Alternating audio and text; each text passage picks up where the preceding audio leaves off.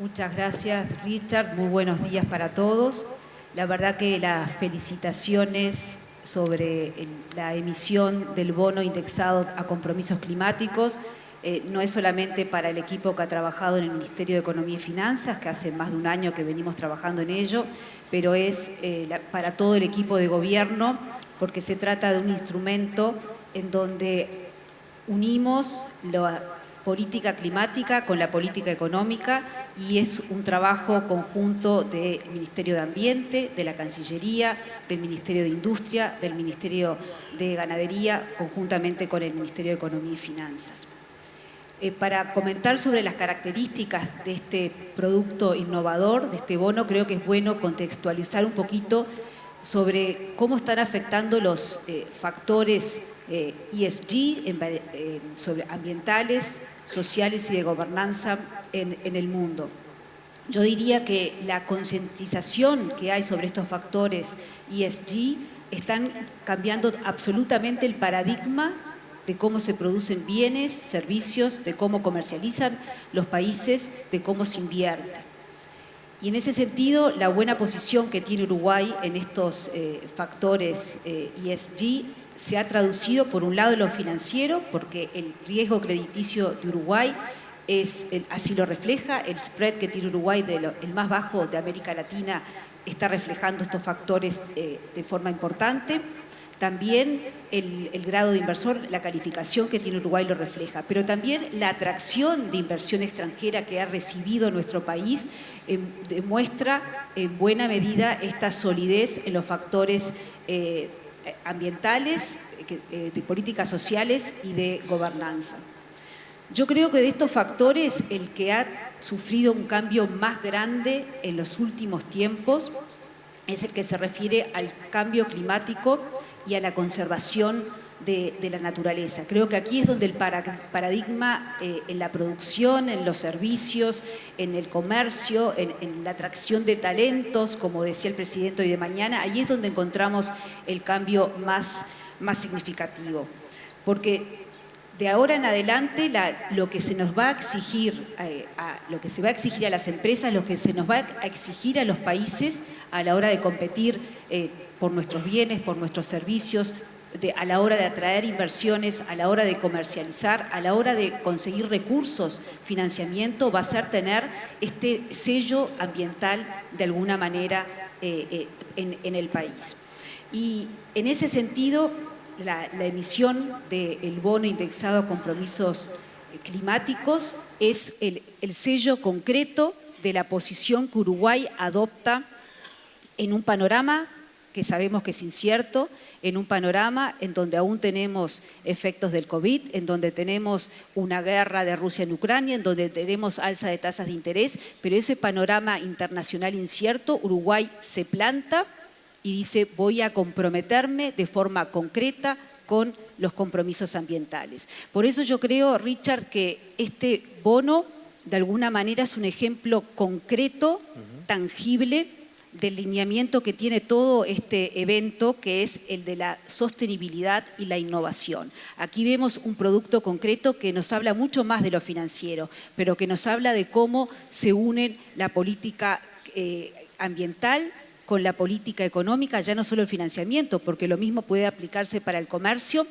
y ya no se refiere a una única administración, porque como vamos a ver, esto abarca distintas administraciones. Y por supuesto que también une lo privado con lo público, porque sin ese esfuerzo mancomunado no se pueden cumplir las metas ambientales.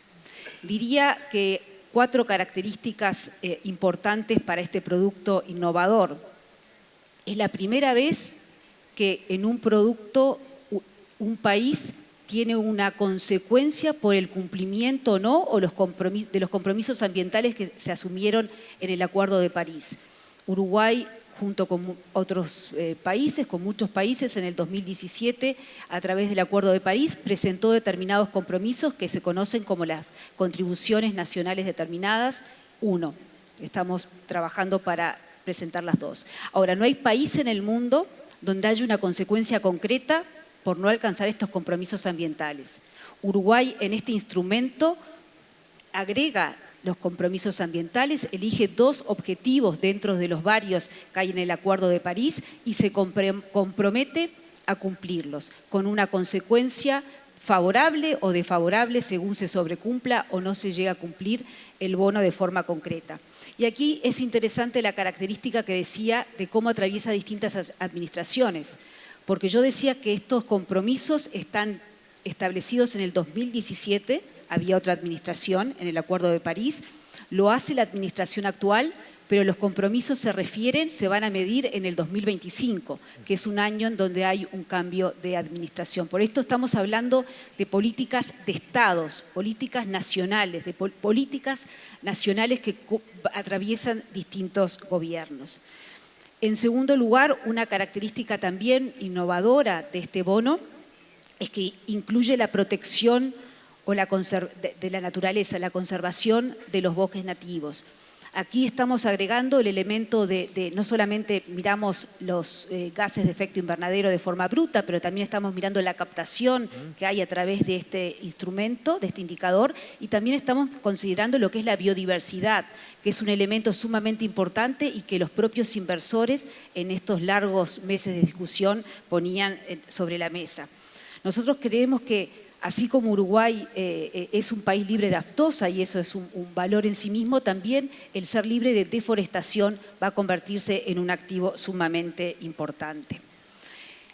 Tercer característica de este bono, como se decía en la introducción, el pago de interés del bono está atado a compromisos ambientales concretos, con lo cual hay un diseño simétrico del pago de cupón, en donde el interés va a ser mayor si Uruguay no llega a las metas elegidas, que fueron tomadas del Acuerdo de París, y por otro lado, el interés que paga Uruguay de forma simétrica va a ser menor si Uruguay logra sobrecumplir esas metas. Quiere decir que el inversor estuvo dispuesto, que fue un poco tu pregunta al inicio, sí estuvo dispuesto a aceptar un menor cupón por contribuir a esto que es un bien público global, que es el cuidado del ambiente. Para ser breve, termino con una cuarta característica que nos impulsó la creación de este bono, que es tener un reporte mayor y un proceso de verificación. Ahí el Programa de Naciones Unidas para el Desarrollo tiene un rol fundamental porque va a hacer verificaciones, va a operar como verificador externo de nuestras medidas y Uruguay va a pasar a tener mediciones sobre la base anual y se va a medir de manera anual y se va a verificar el año posterior. Así como muchas otras variables las medimos en una base anual, entendíamos que era necesario también poder medir con una frecuencia mayor qué es lo que está pasando en tema del ambiente. Y con respecto a la pregunta de qué sigue, yo diría, Richard, que esto es solamente el inicio. Aquí, en este panorama incierto, Uruguay se planta, internaliza los compromisos ambientales y dice, vamos a trabajar para lograr estos incentivos. Y esto es importante porque no elegimos emitir el bono y que esos recursos vayan a un proyecto particular, sino que lo que elegimos fue mirar 2 indicadores grandes, que son la reducción de gases de efecto invernadero en términos del producto y la conservación del bosque nativo. Pero para llegar a estos indicadores grandes, diríamos, el gobierno tiene que diseñar políticas públicas que den las reglas correctas, los incentivos correctos para que el sector público y privado, y ahí es donde entran todas las inversiones del sector privado, logren estos objetivos. Por eso creo que es solamente el inicio. También estamos trabajando en la presentación de los NDC2, que van a incluir un modelo macroeconómico. Por primera vez Uruguay incluye en esa medición un modelo macroeconómico.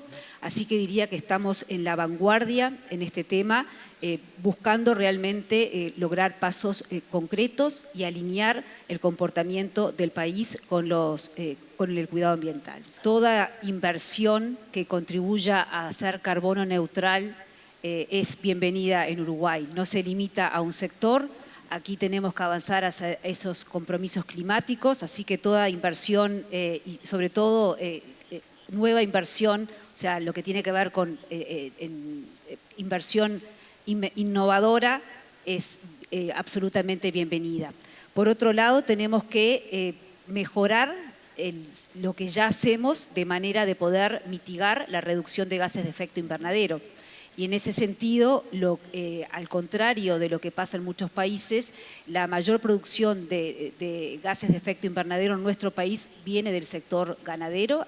Por lo tanto, el 75% de los gases de efecto invernadero, por lo tanto es fundamental tener una ganadería que sea mucho más productiva, y esto lo hemos hablado con el Ministerio de Industria, con el Ministerio de Ganadería, con el Instituto de Investigación Agrícola, y productividad que viene por un rodeo de cría diferente, que viene por prácticas en donde la emisión de metano sea menor y la captación de los gases sea mayor. Y en lo que tiene que ver con la agricultura, necesitamos tecnología que haga mucho más eficiente el uso de fertilizantes. Es decir, necesitamos mayor productividad en lo ganadero y en lo agrícola. En materia de transporte, Uruguay ya ha anunciado que va a avanzar hacia la movilidad eléctrica en el transporte de pasajeros, transporte urbano de pasajeros, y en lo que tiene que ver con los vehículos particulares hay una cantidad de incentivos económicos que ya están en juego para que se dé ese camino. Luego tenemos el plan de avanzar en lo que llamamos la segunda transición energética, que tiene que ver con la ruta del hidrógeno verde, que no va a dar sus resultados en lo inmediato, pero sí es una apuesta para el largo plazo que necesitamos hoy implementar para ver en sus consecuencias.